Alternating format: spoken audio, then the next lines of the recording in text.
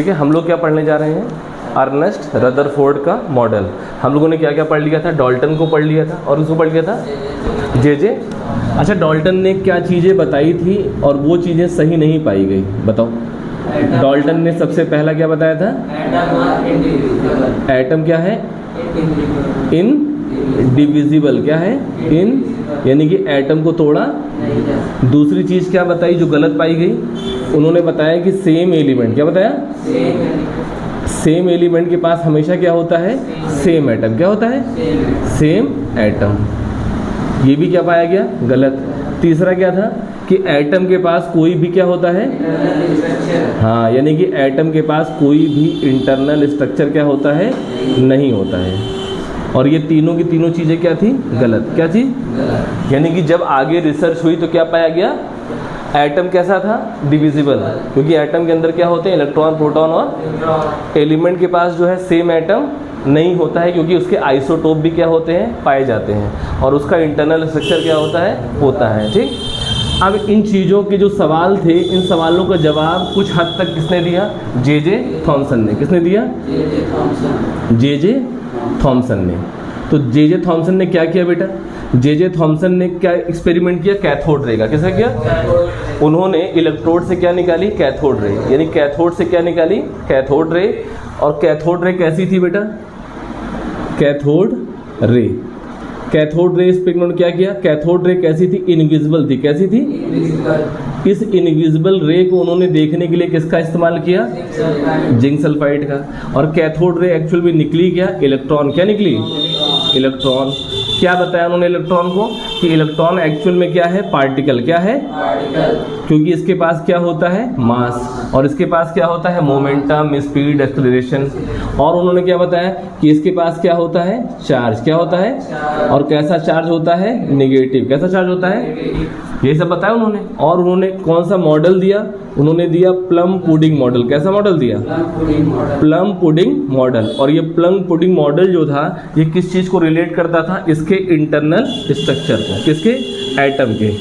Atom के internal. और इन्होंने एटम के इंटरनल स्ट्रक्चर के बारे में क्या बताया?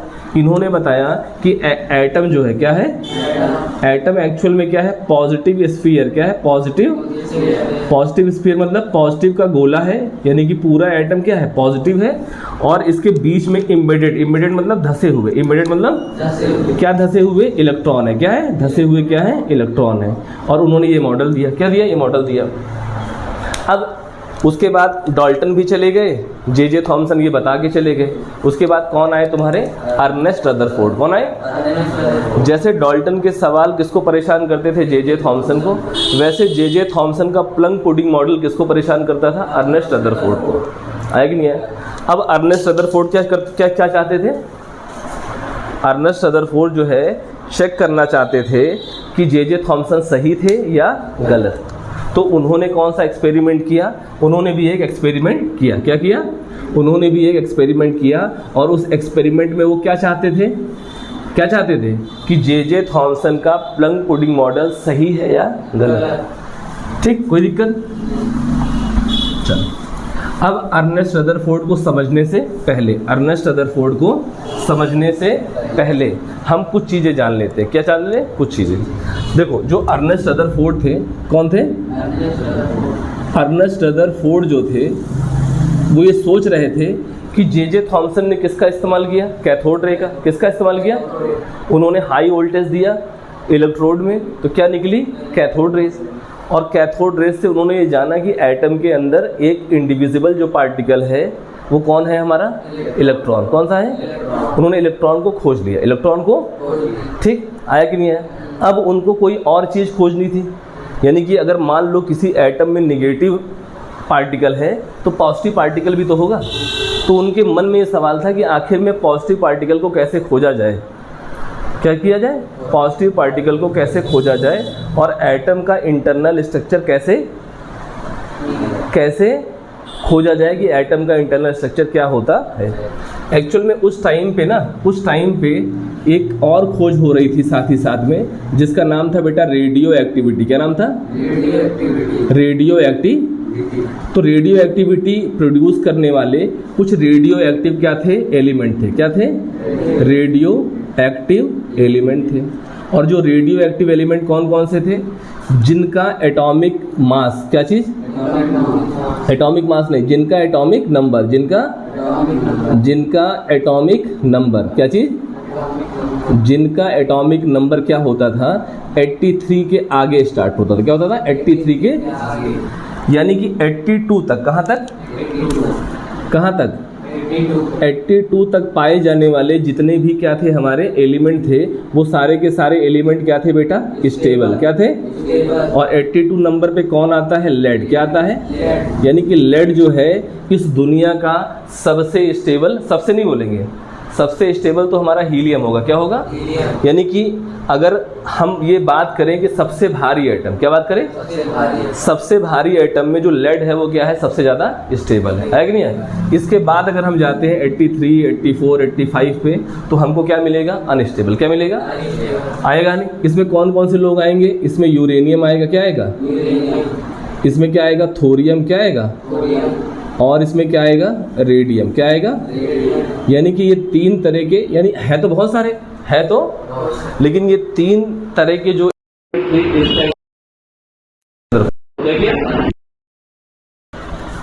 आया तो समझा। अब एक्चुअल में चाहते क्या थे अर्नेस्ट रदरफोर्ड? ये चाहते क्या थे? तो अब इन्होंने क्या किया कि इस रेडियो एक्टिविटी जो क्या था, रेडियो एक्टिव जो एलिमेंट थे, इनके बारे में जानना चालू किया। क्या जानना चालू किया? कि आखिर में ये अनस्टेबल क्यों हो रहा है, ये अनस्टेबल क्यों हो रहा है, यानी कि ऐसा क्या है कि जो ये अनस्टेबल हो रहे हैं। तो उन्होंने क्या जाना कि एक्चुअल में जैसे जैसे क्या बढ़ता है? Atomic mass. क्या बढ़ता है? Atomic mass. जब एटॉमिक मास बढ़ता है किसी भी चीज़ का, तो उसमें प्रोटॉन की संख्या, किसकी संख्या? क्या होती है? इंक्रीज। क्या होती है? और न्यूट्रॉन की भी संख्या क्या होती है? इंक्रीज। क्या होती है? यानी कि जितने भारी एटॉमिक मास वाले एलिमेंट हैं उसमें प्रोटॉन के नंबर भी क्या होंगे? ज़्यादा, और न्यूट्रॉन के भी नंबर क्या होंगे? अगर प्रोटॉन के नंबर ज़्यादा होंगे तो इसमें रिपल्सिव फोर्स क्या होगी बेटा? ज़्यादा। क्या होगी? रिपल्सिव फोर्स क्या होगी? क्यों रिपल्सिव फोर्स ज़्यादा होगी? क्योंकि दोनों क्या है? Same charge. दोनों क्या है? अगर पॉजिटिव सेम चार्ज हैं तो उनकी रिपल्सिव फोर्स क्या होगी? और अगर न्यूट्रॉन क्या होता है? न्यूट्रॉन का मतलब होता है न्यूक्लियर फोर्स। क्या होता है? Nuclear force. और जो न्यूक्लियर फोर्स होती है ये करती क्या है? ये इस रिपल्सिव फोर्स को मेंटेन करती है। क्या करती है? रिपल्सिव फोर्स को क्या करती है?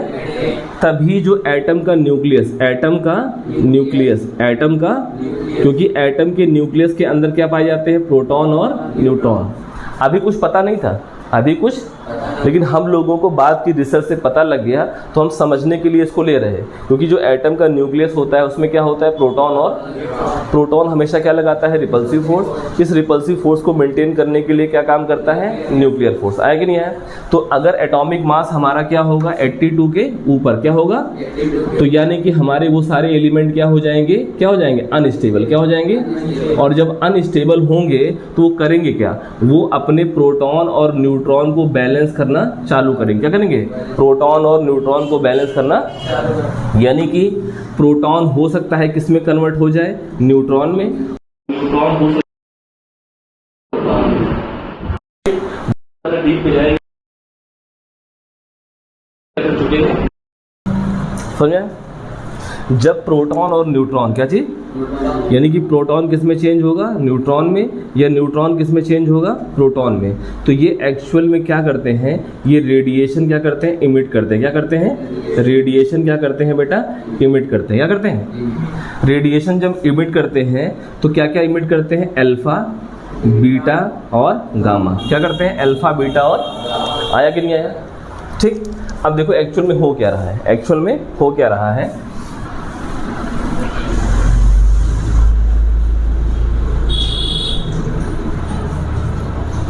देखिए यहाँ पे उन्होंने क्या लिया? रेडियम। क्या लिया? यहाँ पे क्या लिया? थोरियम। क्या लिया? और क्या लिया इन्होंने? यूरेनियम। क्या लिया? इन चीज़ों को उन्होंने एक लेड के बॉक्स में रखा। किस में रखा? लेड के बॉक्स में। किस में रखा? LEAD। लेड का एटॉमिक नंबर कितना होता है? 82। और ये मोटा लेड लिया। क्या लिया? मोटा लेड लिया। और इस लेड का क्या बनाया? एक बॉक्स बनाया। और इस बॉक्स में उन्होंने क्या रख दिया? क्या रख दिया बताओ? क्या रख दिया? Radio active element. क्या रख दिया? रेडियो एक्टिव, यानी कि इसको क्या रख दिया? इसमें रख दिया। और यहाँ पे उन्होंने एक पतली सी क्या बना दी? स्लिट। क्या बना दी? अब पतली सी स्लिट बना दी तो तुमको पता है कि ये सारे के सारे जो एटम है वो क्या है? अनस्टेबल। क्या है? और जब अनस्टेबल होंगे तो क्या रिलीज करेंगे? वो अल्फा, बीटा और आएगा नहीं आएगा? तो यहाँ से क्या निकलेगी बेटा? रेज कौन सी निकलेगी? यहाँ से क्या निकलेंगे? यहाँ से निकलेंगे अल्फा। क्या निकलेंगे? यहाँ से क्या निकलेगा? बीटा। और यहाँ से क्या निकलेगा? गामा। आएगा नहीं आएगा? ठीक।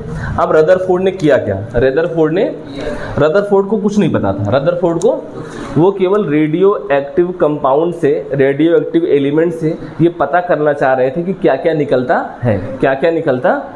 हम बहुत ज़्यादा डीप इक्वेशन में नहीं जाएंगे क्योंकि हम सेकंड वाले वीडियो में सारी चीज़ें एक्सप्लेन कर चुके हैं, ठीक है ना। तो अब यहाँ से क्या निकल रही है? अल्फा, बीटा और गामा निकल रही है। अब उन्होंने यहाँ पे क्या लगा दिया बेटा? एक लगा दिया यहाँ पे इन्होंने पॉजिटिव चार्ज। क्या लगा दिया? और एक लगा दिया यहाँ पे क्या लगा दिया? Negative charge. क्या लगा दिया? कोई दिक्कत? तुमको पता है कि थॉमसन ने इनविजिबल कैथोड रे को देखने के लिए किस चीज़ का इस्तेमाल किया था? किसका किया था? इनको जिंक सल्फाइड पता था, तो इन्होंने यहाँ पे क्या लगा दिया बेटा? इस जगह पे क्या लगा दिया इन्होंने? कोटिंग कर दी। किसकी कर दी कोटिंग? जिंक सल्फाइड की। क्या कर दी? यहाँ पर भी इन्होंने किसकी कोटिंग कर दी? जिंक सल्फाइड की। उसके बाद यहाँ पर एक और जगह बनाई, यहाँ पर भी इन्होंने किसकी कोटिंग कर दी बेटा? जिंक सल्फाइड की। कोई दिक्कत? अब यहाँ पे क्या लगा दिया इन्होंने? Electric field. क्या लगा दी? और यहाँ पे क्या लगा दिया? Electric field. आया कि नहीं आया? अब यहाँ से जो कंपाउंड निकले, कंपाउंड बोले, यहाँ से जो पार्टिकल निकले, यानी कि जो भी चीज़, यानी कि जो भी रेडिएशन के बाद निकलने वाले अल्फा, बीटा, गामा, हमको नहीं पता वो पार्टिकल हैं कि वेव है, पार्टिकल हैं कि, हमें कुछ नहीं पता। अब यहाँ से ये निकल रहे हैं, यहाँ से क्या कर रहे हैं? ये निकल रहे हैं। अब निकलने के बाद हमने ये सारी चीज़ें लगा दी, ठीक। कोई दिक्कत? यहाँ पर बैठ गए कौन? Ernest Rutherford. कौन बैठ गए? और इन्होंने क्या लगा लिया? माइक्रोस्कोप। क्या लगा लिया?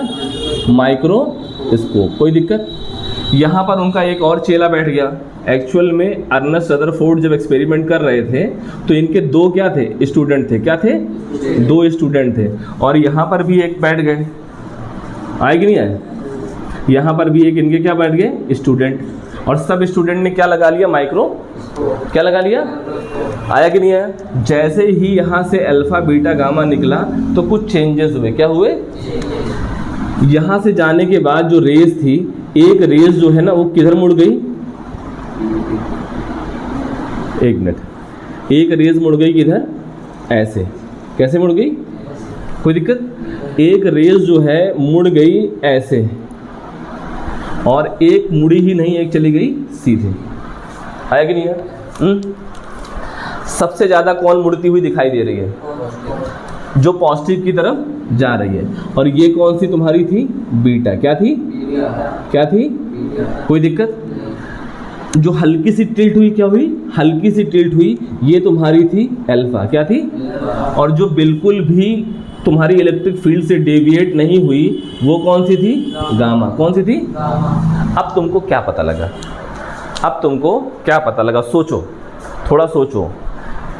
अर्नेस्ट रदरफोर्ड ने अपने एक्सपेरिमेंट को करने से पहले उस रेडियो एक्टिव एलिमेंट्स में ये जानने की कोशिश करी कि आखिर में इसमें से क्या क्या चीज़ें निकल रही हैं।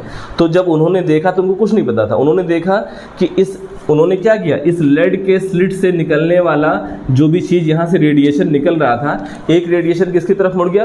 प्लस की तरफ। एक रेडिएशन किसकी तरफ मुड़ गया? माइनस की तरफ। और एक बिना मुड़े कहाँ चला गया? सीधे। आया कि नहीं आया? जो पॉजिटिव की तरफ मुड़ा, जो किधर मुड़ा? इसका मतलब है कि वो कैसा चार्ज रखता होगा? निगेटिव। कैसा रखता होगा? आया कि नहीं आया? जो किधर मुड़ा, यानी कि ये कौन सा चार्ज रखता होगा बेटा? पॉजिटिव। कौन सा रखता होगा?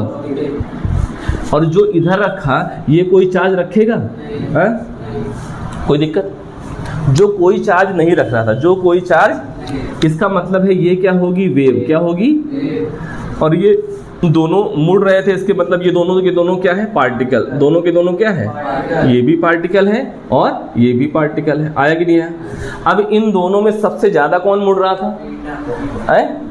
इसका मतलब कि इसका जो मास है वो क्या है, हल्का। क्या है इसका मास? क्या है भाई? जिसका मास हल्का होगा वो बहुत ज्यादा मुड़ जाएगा, है कि नहीं? आएगा नहीं? और जिसका मास कम ज्यादा होगा वो क्या होगा, कम मुड़ेगा। इसका मतलब है कि इसका मास क्या है, ज्यादा। इसका मास क्या है? कोई दिक्कत? तो इन्होंने इन तीन रे में, इन तीन रे नहीं बोलेंगे, सॉरी तीन रे नहीं बोलेंगे, अल्फा बीटा गामा, यानी कि इन तीन रेडिएशन में इन्होंने अपने एक्सपेरिमेंट में कौन सा रेडिएशन इस्तेमाल किया? तो उसका जवाब है क्या, अल्फा। क्या किया? क्या किया? आया कि नहीं आया? आया। अब थोड़ी देर के लिए ये जान लो कि आखिर में बीटा होती क्या है। बीटा जब ये एक्सपेरिमेंट कर रहे थे, तो इधर ये देख रहे थे कि जैसे अल्फा पार्टिकल आता था, यानी कि इसको थोड़ा आगे बढ़ा लो, कोटिंग वाला, तो जैसे ही अल्फा पार्टिकल आ रहा था, क्या आ रहा था? जैसे ही अल्फा पार्टिकल आ रहा था तो यहाँ पे किस चीज़ का लेप लगा हुआ था भैया? ZNS का। क्या था? और जैसे ही अल्फा पार्टिकल पड़ता था, क्या पड़ता था? जैसे ही अल्फा पार्टिकल ZNS पे पड़ता था, यहाँ पे क्या होता था? Tiny flash. क्या होता था? टीनी फ्लैश, यानी कि एक छोटा सा क्या होता था, चमकना, जैसे जुगनू नहीं चमकता है। जैसे ही अल्फा पार्टिकल आया तो यहाँ जो बैठा इनका स्टूडेंट था, इसने कहा अरे सर सुनिए, हमारा ZNS क्या हो रहा है, हल्का सा टिमटिमा रहा है। एक पार्टिकल आया तो चमका, फिर दूसरा पार्टिकल आया तो फिर चमका, फिर तीसरा आया तो फिर चमका, समझे? तो उसको क्या बोलते थे? Tiny flash. इस टीनी फ्लैश को बोलते हैं SCINTI, सिंटलाइजेशन। क्या बोलते हैं? क्या बोलते हैं? सिंटिलेशन। क्या बोल दो? सिंटलाइजेशन बोलते हैं, सिंटिलेशन। क्या बोलते हैं? सिंटिलेशन। क्या बोलते हैं? याद आ जाएगा क्या बोलते हैं इसको? लेकिन जब जे थॉमसन एक्सपेरिमेंट कर रहे थे और कैथोड रे जब उस पर जा रही थी, तो वो तुम्हारा ZNS ना पूरा का पूरा क्या हो रहा था? Green glow. पूरा का पूरा क्या हो रहा था? और बहुत तेजी से क्या हो रहा था? Green glow. उसको क्या बोलते थे? फ्लोरोसेंस। क्या बोलते थे? लेकिन यहाँ पे फ्लोरोसेंस नहीं हो रहा है, यहाँ पे क्या हो रहा है? सिंटिलेशन। क्या हो रहा है? सिंटिलेशन का मतलब क्या होता है? Tiny flash. क्या होता है? यानी कि जब अल्फा पार्टिकल किस पे पड़े? ZNS पे, तो यहाँ पर क्या हुआ? Tiny flash. और इस टीनी फ्लैश को क्या बोलते हैं? सिंटिलेशन। क्या बोलते हैं? तो यानी कि अर्नेस्ट रदरफोर्ड ने भी ZNS का इस्तेमाल किया, बट उसमें फ्लोरोसेंस नहीं दिखाई दिया, उसमें क्या दिखाई दिया? सिंटिलेशन। क्या दिखाई दिया? सिंटिलेशन। कोई दिक्कत? जब बीटा इधर गया, बीटा क्या हुआ? इधर गया। तो जब बीटा इधर गया तो क्या हुआ? जब बीटा इधर गया तो क्या हुआ बोलो? जब बीटा इधर गया तो इधर एक बार यहाँ पे जो बैठे हुए स्टूडेंट थे, ये अचंभित हो गए। क्या हो गए? बोले सर यहाँ पे दो तरह का फिनोमिना हो रहा है। क्या हो रहा है यहाँ पे? कहीं यहाँ पे दो तरह का फिनोमिना हो रहा है। एक बार जो है बहुत तेज चमक रहा है और फिर एक बार क्या हो रहा है? बहुत धीमे चमक रहा है। क्या कहें? क्या बोले? एक बार बहुत धीमे, या कि यहाँ पे दो फिनोमिना क्या हो रहे हैं। यही बाद में चल के पता लगा कि एक्चुअल में जो बीटा होता है वो दो टाइप का होता है, एक बीटा माइनस होता है और एक बीटा क्या होता है? प्लस। एक बीटा माइनस होता है और बीटा क्या होता है? मगर इनको एक और चीज लगा, जैसे इन्होंने बोला कि इधर चमकता है, तो यहाँ पे जो साइंटिस्ट इन्होंने बोला यहाँ पे कुछ अलग सा ग्लो हो रहा है। क्या हो रहा है? तो जैसे इन्होंने बोला ना, वैसे ही थर्ड नंबर वाला, ये क्या था? थर्ड नंबर वाला, इन्होंने क्या बोला? अरे हाँ, मेरे पास भी क्या हो रहा है? डबल ग्लो हो रहा है। क्या हो रहा है? डबल ग्लो हो रहा है कि नहीं है? इसका मतलब है कि ये फिनोमेना तो अलग हो गया, ये क्या हो गया, लेकिन यहाँ पे क्या हो गया? ये फिनोमेना थोड़ा सा अलग हो रहा है। क्या हो रहा है? तो थोड़ी देर के लिए इसको हम समझा रहे हैं, क्योंकि ये तुम्हारी चीज़ ना किसी और चीज़ से बहुत जुड़ी हुई है। क्या हो ये? तो थोड़ा सा हल्का सा इधर डीप जाके तुमको एक प्रॉब्लम सॉल्व करवा देते हैं जो भविष्य की प्रॉब्लम है। क्या है? तो यहाँ पर एक्चुअल में क्या हुआ कि देखो, सुनो मेरी बात सुनो। क्यों? तो हुआ क्या यहाँ पे क्या हो रहा है? बीटा और बीटा प्लस। अब एक्चुअल में थोड़ी देर के लिए समझ लो, थोड़ी देर के लिए, कि एक्चुअल में अल्फा क्या होता है, बीटा क्या होता है और गामा क्या होता है। अल्फा का मतलब होता है, अल्फा का अल्फा का मतलब होता है इसके पास होते हैं 2 प्रोटॉन और 2 न्यूट्रॉन। क्या होते हैं? और बीटा कब होता है? बीटा कब होता है बताओ? बीटा जब क्या चेंज हो, प्रोटॉन से न्यूट्रॉन या न्यूट्रॉन से प्रोटॉन। तो यहाँ से क्या निकलेगा? क्या निकलेगा? 2 चीज़ें निकलेंगी, 2 चीज़ें, या तो क्या निकलेगा? पॉजिट्रॉन। क्या निकलेगा? और या तो क्या निकलेगा? इलेक्ट्रॉन। क्या निकलेगा? और गामा क्या है? गामा सिर्फ और सिर्फ क्या है? एनर्जी। क्या है? एनर्जी।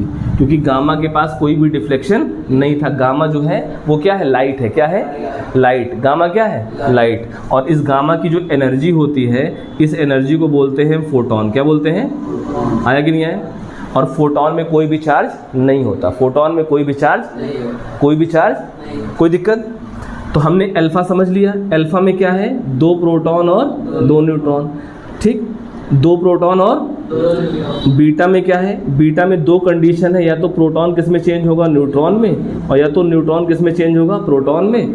तो या तो पॉजिट्रॉन बनेगा और या तो क्या बनेगा? इलेक्ट्रॉन। अभी थोड़ी देर के लिए छोड़ दो। और गामा क्या है? गामा सिर्फ और सिर्फ क्या है? एनर्जी। यानी कि जब ये 2 फिनोमिना होंगे, क्या होंगे? जब ये 2 फिनोमिना होंगे तो हमेशा क्या निकलेगी? गामा। क्या निकलेगी? यानी कि क्या निकलेगी? एनर्जी। कोई दिक्कत? देखो एक्चुअल में ये मान लो कि मान लो यहाँ पे एक है 89। क्या है? 89 क्या है? Atomic number. क्या है? अगर 89 एटॉमिक नंबर है तो इसके पास प्रोटॉन की संख्या कितनी होगी? 89 कितनी होगी? यानी कि यहाँ पे कितने प्रोटॉन होंगे? 89। अब 89 प्रोटॉन है और हर प्रोटॉन क्या है? पॉजिटिव चार्ज है, तो उसका रिपल्सिव फोर्स क्या होगा? बहुत ज़्यादा। अब इसको मेंटेन करने के लिए यहाँ पे न्यूट्रॉन का नंबर क्या होगा? करीब करीब मान के चलो 170 के आसपास हो। कितना होगा? 170 के आसपास। तो अब सोचो 89 प्रोटॉन को मैनेज करने के लिए कितने हैं? 170। उसके बाद भी ये हमारा जो एटम का न्यूक्लियस है, एटम का जो न्यूक्लियस है ये कैसा है? अनस्टेबल। कैसा है? अनस्टेबल। अगर ये एटम अपने रेडिएशन में अगर मान लो ये अल्फा रेडिएशन निकालता है। क्या निकालता है? तो अल्फा रेडिएशन निकालता है तो ये कितना निकाल देगा? 2 प्रोटॉन और 2 न्यूट्रॉन। अगर ये 2 प्रोटॉन और 2 न्यूट्रॉन निकाल देगा तो ये जो तुम्हारा एटॉमिक नंबर 89 है ये कितना हो जाएगा बेटा? 87। क्या हो जाएगा? 87। यानी कि ये एलिमेंट क्या हो जाएगा? चेंज। क्या हो जाएगा? ये एलिमेंट क्या हो जाएगा? और किस एलिमेंट में कन्वर्ट हो जाएगा? 87 में। आया कि नहीं आया? यानी कि जब भी अल्फा पार्टिकल निकलेगा तो उसके एटम के न्यूक्लियस से 2 प्रोटॉन और 2 न्यूट्रॉन निकल जाएंगे। तो यानी कि जो ये हमारा अल्फा पार्टिकल यहाँ पर था इसके पास क्या थे? 2 प्रोटॉन थे और क्या थे? 2 न्यूट्रॉन। क्या थे? तो यानी कि इसको हम ऐसे कह सकते हैं, अल्फा ऐसे बोल सकते हैं, यहाँ पर क्या लग जाएगा? 2 और यहाँ पे क्या हो जाएगा? 4। नहीं समझे? 2, ये एटॉमिक मास कितना होगा इसका? 4। आया कि नहीं आया? ठीक, कोई दिक्कत नहीं। ठीक है ना? तो यहाँ पे कितना हो गया? 2 प्रोटॉन और कितना निकलेगा? 2 अल्फा पार्टिकल। समझ में आ गया? अगर मान लो यहाँ पे 2 प्रोटॉन है तो इसके पास चार्ज कितना हो जाएगा? Double plus. कितना हो जाएगा? यानी कि 2 प्लस। क्या हो जाएगा? कोई दिक्कत? अब हम आते हैं किस पे? बीटा पे। किस पे आते हैं? किस पे आते हैं? बीटा पे। और बीटा के लिए एग्जाम्पल लेते हैं। क्या लेते हैं? एक एग्जाम्पल लेते हैं। और एग्जाम्पल लेते हैं फ्लोरीन 18। क्या लेते हैं? फ्लोरीन। और फ्लोरीन का जो एटॉमिक नंबर होता है वो कितना होता है? 9। कितना होता है? अब तुमसे सवाल है, हमने क्या लिया? फ्लोरीन 18। क्या लिया? फ्लोरीन 18। ये एक्चुअल में क्या है? आइसोटोप। क्या है? एक्चुअल में जो फ्लोरीन होता है ना उसका एटॉमिक मास होता है 19। कितना होता है? और उसका एटॉमिक नंबर कितना होता है? 9। अब ये जो आइसोटोप बना, ये कौन सा आइसोटोप है? ये ओरिजिनल है। ये क्या है? ये क्या है? ओरिजिनल। और ये वाला जो आइसोटोप है कैसा है? ये मतलब ये ओरिजिनल है। क्या है? ओरिजिनल। और ये क्या है? आइसोटोप। क्या है? इन दोनों में क्या डिफरेंस है? इन दोनों में न्यूट्रॉन की संख्या कितनी है? 1 कम है। कितनी है? यानी कि यहाँ पे प्रोटॉन कितने हैं? 9। और यहाँ पे कितना है? प्रोटॉन 9 प्लस कितना है? 10। तभी तो 19 हो रहा है। और यहाँ पे कितना है? प्रोटॉन नंबर कितना है? 9। और यहाँ पे कितना है? 9 प्लस 9। आया कि नहीं आया? यानी कि यहाँ पे न्यूट्रॉन की संख्या कितनी है? 9। कितनी है? कोई दिक्कत? ये आइसोटोप भी क्या होता है? अनस्टेबल। ये आइसोटोप भी क्या होता है? क्यों अनस्टेबल है बताओ? ये आइसोटोप क्यों अनस्टेबल है? ये जो फ्लोरीन है ये अनस्टेबल क्यों है? ये फ्लोरीन अनस्टेबल इसलिए है कि 9 प्रोटॉन, कितने 9 प्रोटॉन से बनी रिपल्सिव फोर्स को मेंटेन करने के लिए हमें एक्चुअल में कितने चाहिए न्यूट्रॉन, 10। कितने चाहिए? लेकिन यहाँ पर क्या है, 9 रिपल्सिव फोर्स है, 9 प्रोटॉन के कारण रिपल्सिव फोर्स बन रही है। इस रिपल्सिव फोर्स को मेंटेन करने के लिए हमारे पास कितने न्यूट्रॉन है, 9। यानी कि ये सही से फ्लोरीन के न्यूक्लियस को मेंटेन कर पाएगा? नहीं, क्योंकि न्यूक्लियर फोर्स क्या हो रही, कम। तो ये आइसोटोप हमारा क्या हो जाएगा बेटा, अनस्टेबल। क्या हो जाएगा, अनस्टेबल। क्या हो जाएगा? तो ये अपने अनस्टेबल न्यूक्लियस को मेंटेन करने के लिए क्या करेगा बताओ? ये क्या करेगा, ये क्या करेगा बताओ? ये न्यूट्रॉन को प्रोटॉन में चेंज करेगा कि प्रोटॉन को न्यूट्रॉन में? ध्यान देना, इसके पास प्रोटॉन कितने हैं, 9। कितने हैं? इसकी बात हो रही है। इसके पास प्रोटॉन कितने हैं, न्यूट्रॉन कितने हैं इसके पास, कितने हैं, 9।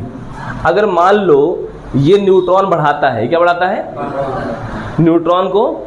अगर मान लो, सुन लो, समझो मेरी बात, बहुत इंपॉर्टेंट है, समझो। तुम्हारा एक एक्सपेरिमेंट भी हो रहा है और तुम्हारा एक मतलब न्यूमेरिकल भी लग रहा है। तो अगर मान लो ये तुम्हारा क्या है, अनस्टेबल। क्या है, यानी कि ये एटम बहुत दुखी है, ये एटम क्या है, बहुत, इसको क्या होना है, स्टेबल।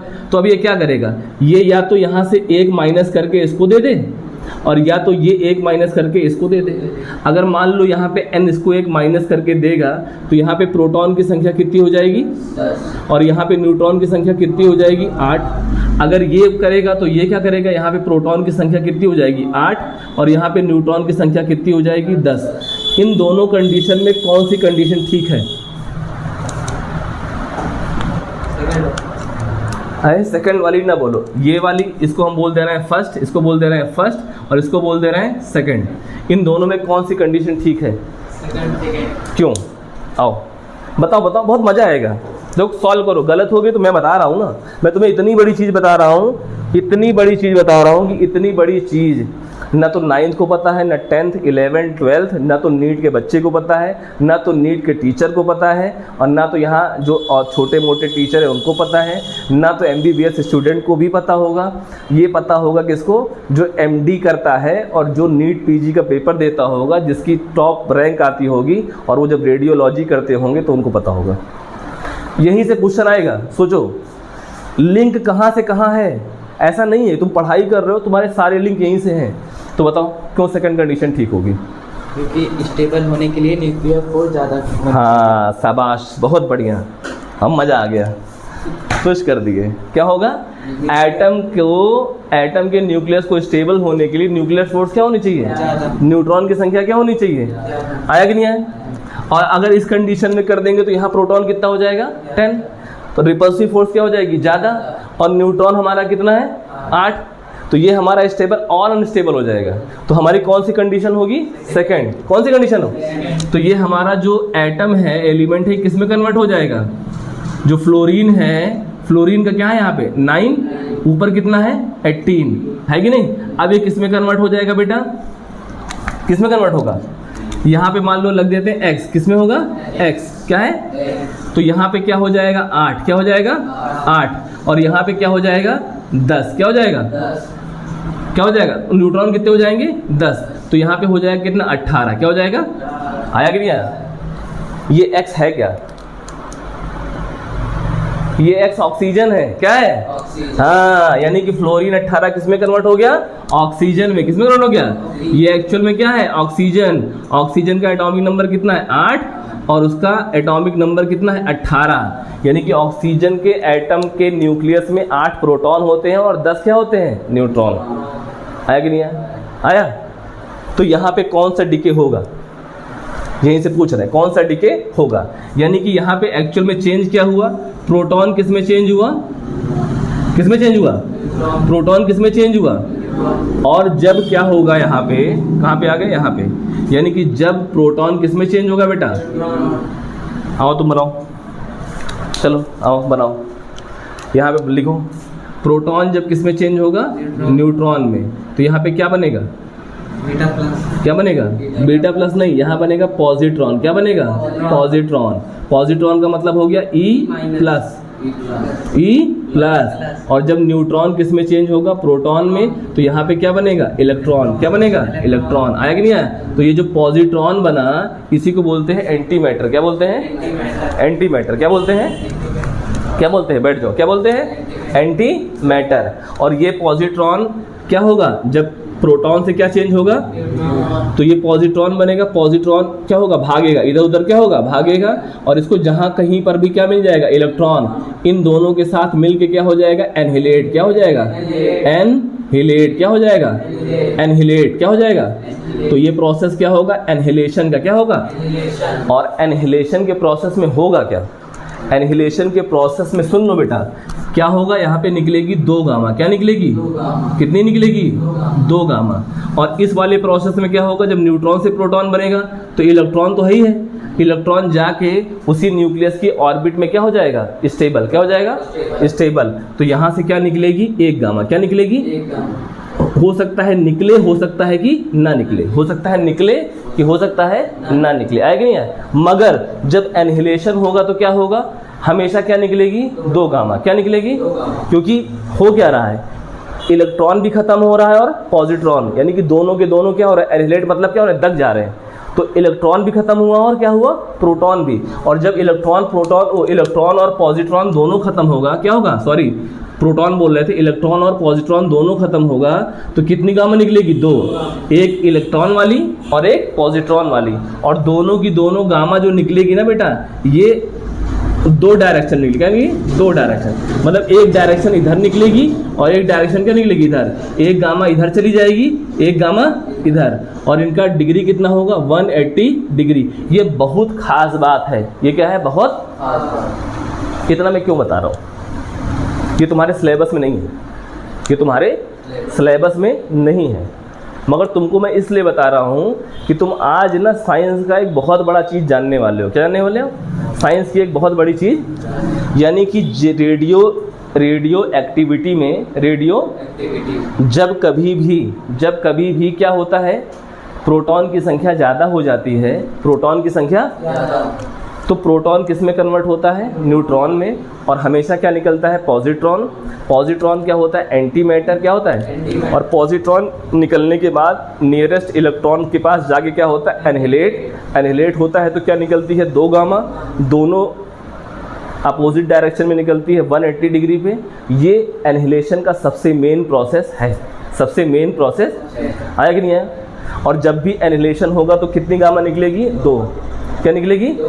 तो जो एनहिलेशन का प्रोसेस हो रहा है इसको बोलते हैं बेटा बीटा प्लस। क्या बोलते हैं? Beta plus. और जिसमें इलेक्ट्रॉन बनता है इसको क्या बोलते हैं? Beta minus. तो यानी कि जो बीटा है ये 2 तरीके का है। एक बीटा क्या है? प्लस। और एक बीटा क्या है? बीटा माइनस में क्या निकलेगा? इलेक्ट्रॉन। इसमें क्या निकलेगा? पॉजिट्रॉन। क्या निकलेगा? और जब पॉजिट्रॉन निकलेगा, जब क्या निकलेगा? तो पॉजिट्रॉन किसको इनहेलेट करेगा? इलेक्ट्रॉन को। किसको करेगा? तो कितनी गामा निकलेगी? 2। Opposite direction. क्या निकलेगी?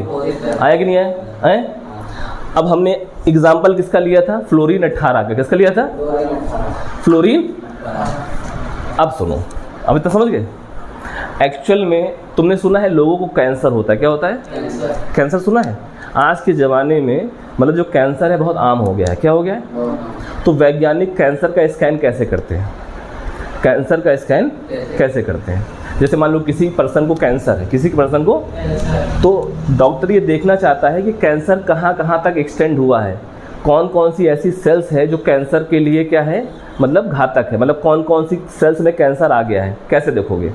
उसके लिए तुम कौन सा स्कैन करोगे? सीटी स्कैन करोगे। सुना है सीटी स्कैन?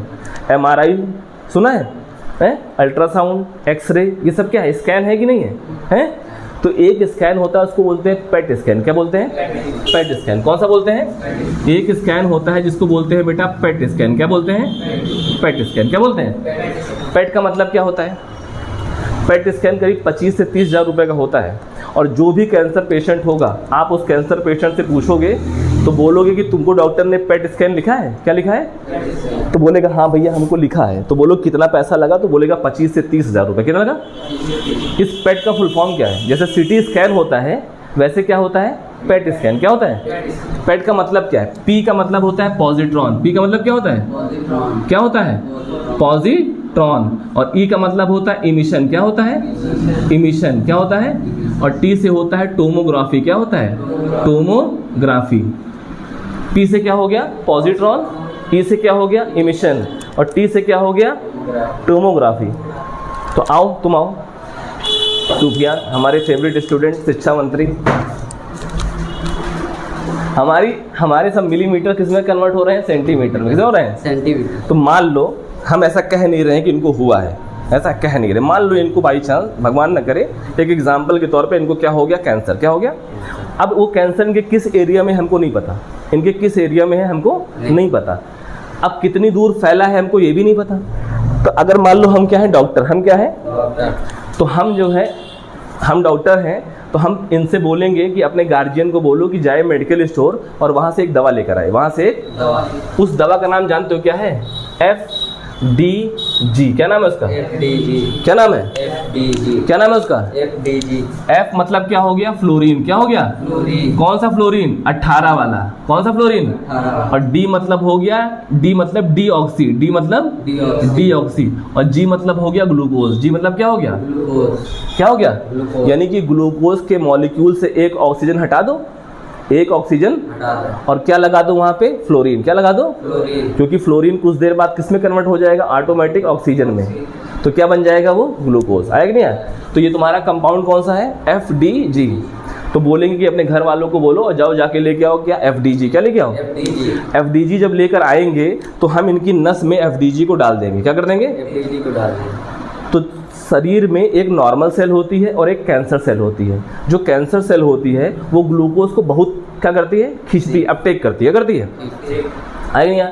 तो यानी कि जब हम FDG देंगे तो FDG सबसे ज़्यादा कहाँ डिपॉजिट होगा, जहाँ पे कैंसर सेल होगी, जहाँ पर क्या होगी, कैंसर से होगी, और इसके बाद इनको हम मशीन में लिटा देंगे, मशीन में, लेटा दो, और वो मशीन करेगी क्या, वो मशीन करेगी क्या, FDG गया सबसे ज़्यादा कहाँ जाएगा, कैंसर सेल में, और जैसे ही कैंसर सेल में जाएगा तो FDG में क्या है, F18 किस में कन्वर्ट होगा, ऑक्सीजन में। जब ऑक्सीजन में कन्वर्ट होगा तो क्या निकलेगा, पॉजिट्रॉन निकलेगा, तो क्या निकलेगा, पॉजिट्रॉन जब निकलेगा तो क्या होगा, पॉजिट्रॉन जाके नियरेस्ट इलेक्ट्रॉन से लगेगा, एनहेलेट होगा, क्या निकलेगी, 2 गामा, क्या निकलेगी, 2 गामा, उसी 2 गामा को डिटेक्ट करते हैं, उसी 2 गामा को डिटेक्ट करते हैं। तो उसी जो हमारी मशीन है वो इनके पूरे शरीर में क्या डिटेक्ट कर रही है, गामा को, किस हो रही है, और कौन सी गामा को, डबल गामा हो और 180 डायरेक्शन में हो, क्या हो, डबल गामा हो और 180 डायरेक्शन में हो, उसको क्या करते हैं हम 3D में ले लेते हैं, क्या उसकी 3D। तो हमको पूरा का पूरा स्ट्रक्चर ही समझ आता है कहाँ कहाँ तुम्हारे कैंसर फैला हुआ है, इसी को बोलते हैं पेट स्कैन। आया कि नहीं आया, आया। सोचो तुम 9th में हो मगर तुम्हारी ही इसी चीज़ में है, तुमने थोड़ा सा हल्का सा मेहनत करी कि तुम्हें कितनी चीज़ पता लग गई। तो पेट स्कैन कैसे होता है, अपने घर में जाना, अपने अगल बगल जाना, जो लोग होंगे उनको बताना कि एक पेट स्कैन होता है। पेट स्कैन में हम कौन सी दवा का इस्तेमाल करते हैं, FDG में F क्या होता है, फ्लोरीन 18, एक्चुअल में क्या है वो आइसोटोप, क्या है आइसोटोप, उसमें न्यूट्रॉन की संख्या क्या होती है, कम, तो प्रोटॉन किस में कन्वर्ट होगा, न्यूट्रॉन में, तो क्या निकलेगा, पॉजिट्रॉन, और जब पॉजिट्रॉन निकल जाएगा तो फ्लोरीन 18 किस में कन्वर्ट हो जाएगा, ऑक्सीजन में, और जब पॉजिट्रॉन निकलेगा तो एनहिलेट होगा तो क्या निकलेगी, 2 गामा, और 2 गामा क्या होगी, अपोजिट डायरेक्शन में निकलेगी 180 डिग्री पे, उसी को हमारी मशीन क्या कर लेगी, डिटेक्ट, और यही हमारा क्या है, पेट। आया कि नहीं आया, इसी का डॉक्टर 25 से 30 हज़ार रुपये लेता है, अब तू फ्री में सीख गया, समझे, चलो आ गया। थोड़ा पॉज करो, पानी पीते हैं फिर बताते हैं। हो गया, पेट जान गए। तो एक्चुअल में मेरे को ना तुम लोगों को यही बताना था कि इतना मैं पॉजिट्रॉन इलेक्ट्रॉन पे इसीलिए घूम रहा था। शुरुआत में लग रहा होगा ना कि सर पता नहीं कहाँ कहाँ बता रहे हैं, लेकिन बहुत इंपॉर्टेंट फिनोमिना है कि नहीं है। हमारा क्या हो गया, सारी चीज़ें क्या हो गई, क्लियर हो गई। ठीक, अब हम आते हैं किस पे, अर्नेस्ट रदरफोर्ड पे। तो अर्नेस्ट रदरफोर्ड ने एक्चुअल में क्या किया था बताओ, कौन सा बॉक्स लिया था, कौन सा बॉक्स लिया था, जिस बॉक्स के अंदर उन्होंने रेडियो एक्टिव एलिमेंट को रखा था, कौन सा बॉक्स था, कौन सा बॉक्स था, लेड का, किसका था, लेड का। लेड का एटॉमिक नंबर कितना होता है, 82, क्या होता है 82, आया कि नहीं आया। और ये लेड का पतला बॉक्स था कि मोटा बॉक्स था, इसके अंदर इन्होंने क्या रखा, रेडियो एक्टिव एलिमेंट, क्या रखा, और उस रेडियो एक्टिव एलिमेंट में कौन कौन सा था, रेडियम था, यूरेनियम और थोरियम। यहाँ पे उन्होंने इसका क्या रख दिया, पार्टिकल क्या रख दिया, 2-4 किलो यहाँ पे लाए और इसके अंदर क्या हुआ, रख दिया। और ये क्या है, एक पतली सी क्या है, स्लिट, पतली सी क्या है, जिससे सिर्फ एक ही क्या निकले, किरण, क्या निकले, आएंगे हैं। तो इन्होंने न बीटा रेडिएशन का इस्तेमाल किया और ना गामा का, ना बीटा किया और ना, इन्होंने किस चीज़ को चुना, अल्फा। किसको चुना, अल्फा क्या था बेटा, पार्टिकल क्या था, और अल्फा पार्टिकल जो था इसके पास क्या था, इसके पास 2 प्रोटॉन था, क्या था, और क्या था इसके पास, 2 न्यूट्रॉन, क्या था, 2 न्यूट्रॉन। अच्छा, जो अल्फा पार्टिकल है इसके पास क्या है, 2 प्रोटॉन और इसके पास क्या है, 2 न्यूट्रॉन। ऐसा कौन सा एलिमेंट है जिसके न्यूक्लियस में सेम टू सेम ये चीज़ होती है, क्या होती है, हीलियम। क्या होती है, हीलियम। हीलियम का जो न्यूक्लियस होता है क्या होता है, एटम की बात नहीं, एटम की बात सिर्फ किसकी बात, किसकी बात, किसके न्यूक्लियस में भी कितने होते हैं, 2 प्रोटॉन, कितने होते हैं, और कितने न्यूट्रॉन होते हैं, 2 न्यूट्रॉन। तो चाहे तो आप अल्फा पार्टिकल बोल दो और चाहे तो आप क्या बोल दो, helium nucleus, both are same. Alpha particle equal to क्या है, हीलियम न्यूक्लियस, ना कि हीलियम एटम। अगर इसमें इलेक्ट्रॉन जोड़ दिए, क्या जोड़ दिए, 2 इलेक्ट्रॉन जोड़ दोगे तो क्या बन जाएगा, हीलियम। हीलियम गैस बन जाएगी, उड़ जाएगी, क्या हो जाएगी, ठीक। तो जब इसके पास 2 प्रोटॉन है तो चार्ज कितना होगा बेटा इसके पास, पॉजिटिव। क्या होगा, आया कि नहीं आया। तो एक्चुअल में अर्नेस्ट रदरफोर्ड ने सबसे पहले क्या लिया, लेड का एक बॉक्स लिया, इसके अंदर उन्होंने क्या रखा, रेडियो एक्टिव एलिमेंट रखा, और उस रेडियो एक्टिव एलिमेंट में से कौन सी रेडिएशन का इस्तेमाल किया, अल्फा पार्टिकल। और अल्फा पार्टिकल जो है वो किस न्यूक्लियस से सिमिलर है, हीलियम न्यूक्लियस। किससे है, आया कि नहीं आया। उसके बाद बताओ, उसके बाद इन्होंने क्या किया, उसके बाद उन्होंने क्या किया, ये एक्चुअल में पता करना क्या चाह रहे थे, सुफियान क्या पता करना चाह रहे थे, अर्नेस्ट रदरफोर्ड क्या पता करना चाह रहे थे, तुम बताओ, आओ प्रसाद दो, तुम बताओ, आओ तुम बताओ, आओ, तो कहानी जल्दी भूल जाते हैं, आओ। अर्नेस्ट रदरफोर्ड क्या करना चाह रहे थे, एटम के अंदर के स्ट्रक्चर को जानना चाहते, एटम के अंदर के नहीं, इंटरनल, हाँ हो गया, अंदर इंटरनल। क्यों जानना चाहते थे, क्योंकि उनको जे थॉमसन से खुन्नस थी, और जे थॉमसन इनके फूफा थे, ठीक है नहीं, और तुम्हारे फूफा क्या थे, अर्नेस्ट रदरफोर्ड। अर्नेस्ट रदरफोर्ड सोच रहे थे कि कैसे सुफियान के फूफा ने प्लम पुडिंग मॉडल दिया, तो ये एक्चुअल में प्लम पुडिंग मॉडल को क्या कर रहे थे, चेक कर रहे थे। और प्लम पुडिंग मॉडल में एक्चुअल में एटम के इंटरनल स्ट्रक्चर को जे थॉमसन ने बताया था कि पॉजिटिव स्फीयर के बीच में एम्बेडेड क्या है, इलेक्ट्रॉन। आया कि नहीं है, समझे। तो ये एक्चुअल में चेक क्या करना चाह रहे थे, न्यूक्लियस को, ओ सॉरी एटम को, एटम के इंटरनल। तो अब उनके दिमाग, अच्छा दिमागी तो बहुत थे अर्नेस्ट रदरफोर्ड, थे कि नहीं थे। तो अर्नेस्ट रदरफोर्ड ने एक क्या लिया, पतली क्या ली, फॉइल ली, क्या ली, पतली। और इस फॉइल मतलब क्या होता है, जैसे देखते नहीं वो एल्युमिनियम की फॉइल आती है जिसपे तुम लोग खाना वाना लपेटते हो, फिर एक मिठाई देखते हो उसमें सिल्वर की फॉइल होती है, कितनी पतली होती है, और उसी के साथ में क्या होती है, गोल्ड फॉइल। क्या होती है, यहाँ पर इन्होंने क्या लिया बेटा, गोल्ड फॉइल। क्या ली, गोल्ड फॉइल। कोई दिक्कत है, इन्होंने गोल्ड फॉइल को ही क्यों लिया, सूफियानी बताओ।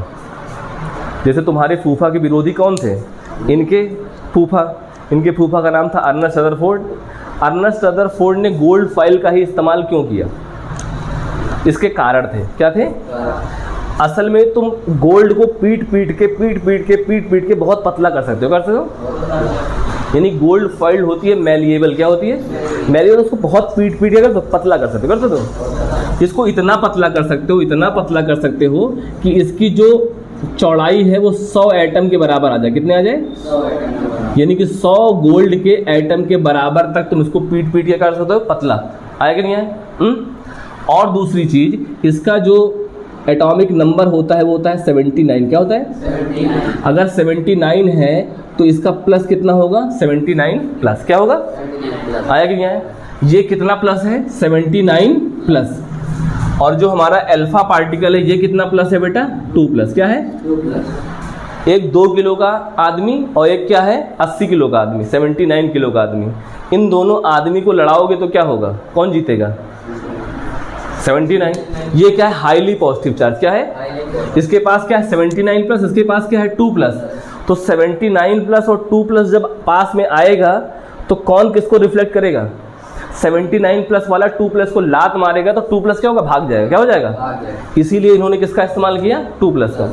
इस पूरी की पूरी गोल्ड फॉइल पे एटम किसके हैं? गोल्ड के। तो सबके पास क्या चार्ज है? 79 प्लस। क्या है? 79 प्लस। आया कि नहीं आया? आया? पास करना चलो रे, चलो ठीक ठीक ठीक, कोई बात नहीं। तो आया, कोई दिक्कत? अब अर्नेस्ट रदरफोर्ड क्या किए? अर्नेस्ट रदरफोर्ड एक अपने चेले को यहाँ बैठा दिए। क्या बैठा दिए? एक इधर बैठा दिए, एक अपना खुद इधर बैठ गए। किधर? इधर बैठ गए।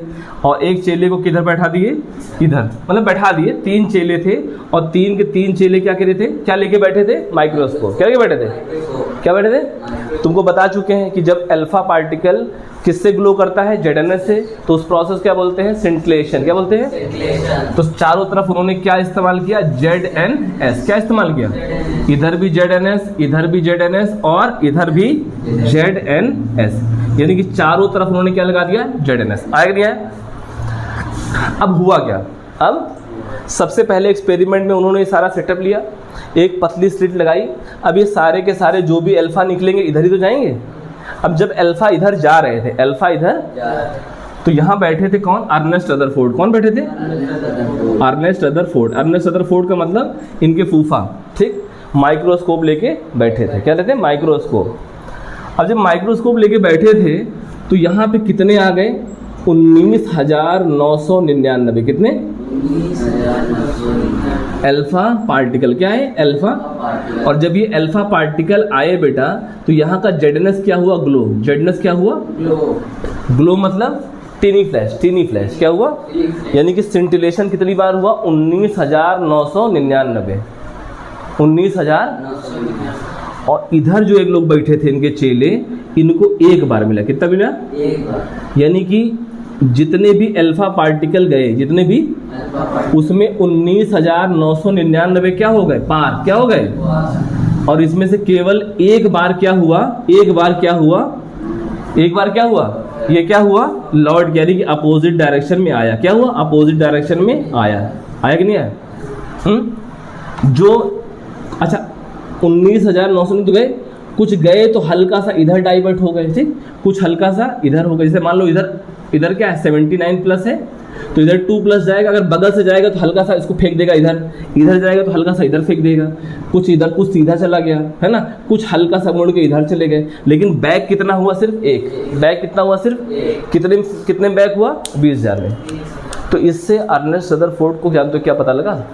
इसको पता लगा कि एक्चुअल में हमारा पूरा का पूरा एटम जो है वो क्या है? खाली। एटम क्या है? खाली। तुमको पता ही नहीं था? एटम जो है वो क्या है? 7 किलोमीटर का रेडियस का एक शहर और उसके बीच में एक छोटी सी बॉल। आया कि नहीं है? यानी कि 99% से ज़्यादा, 99.9% से ज़्यादा अल्फा पार्टिकल क्या हो गए? पास। क्या हो गए? और केवल 0.01% क्या हुआ बेटा? बैक। आया कि नहीं है? तो इससे इन्होंने क्या दिया? इन्होंने प्लम पुडिंग मॉडल को क्या कर दिया? फेल। क्या कर दिया? और इन्होंने बोला कि एक्चुअल में जो हमारा एटम है क्या है? इसमें जो न्यूक्लियस है क्या है? यानी कि न्यूक्लियस मतलब पॉजिटिव। क्या? ये न्यूट्रॉन को नहीं बता पाए। ये न्यूट्रॉन को, ये सिर्फ किसको बता पाए? प्रोटॉन को। तो बोले कि प्रोटॉन बहुत छोटे से क्षेत्र में है और बाकी पूरा का पूरा स्पेस क्या है? एम्प्टी। क्या है? और इसी स्पेस में क्या पाया जाता है? इलेक्ट्रॉन। क्या पाया जाता है? आया कि नहीं आया? आया? पास करो। आ गया? ठीक है। तो अब जो अर्नेस्ट रदरफोर्ड ने, उन्होंने क्या फाइंडिंग करी बताओ? उन्होंने क्या, जैसे डाल्टन ने पॉस्टुलेट दिए थे तो उन्होंने क्या क्या पॉस्टुलेट दिए बताओ? ठीक है ना। तो उन्होंने बताया, पहला पॉस्टुलेट क्या बताया? एटम क्या है? एटम क्या है?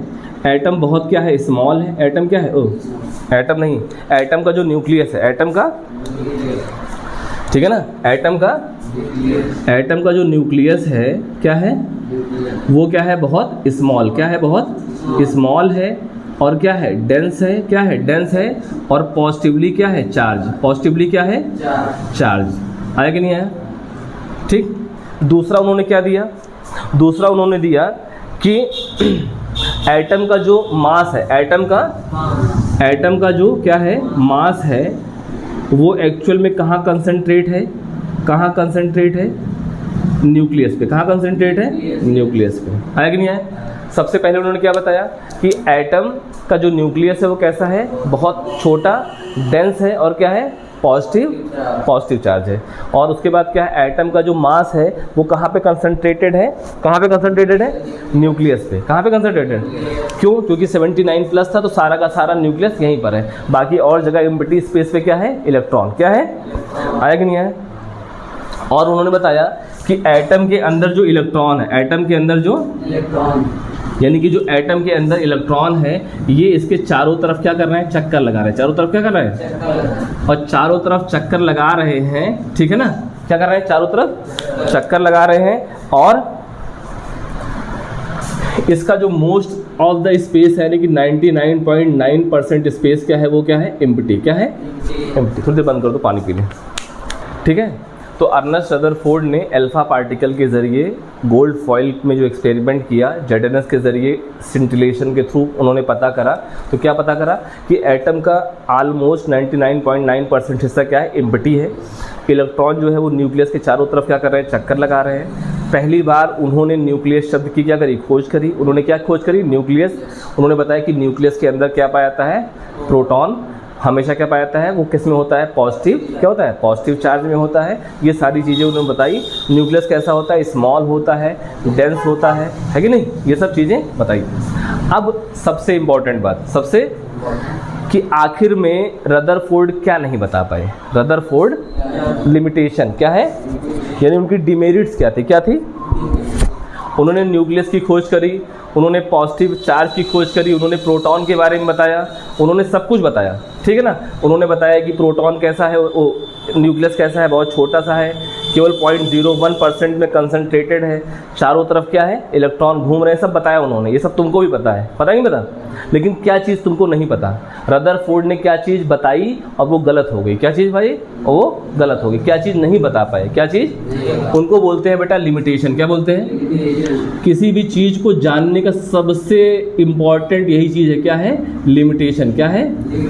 लिमिटेशन में उन्होंने क्या नहीं बता पाए? वो एटम की क्या नहीं बता पाए? क्या नहीं बता पाए? एटम की स्टेबिलिटी। क्या नहीं बता पाए?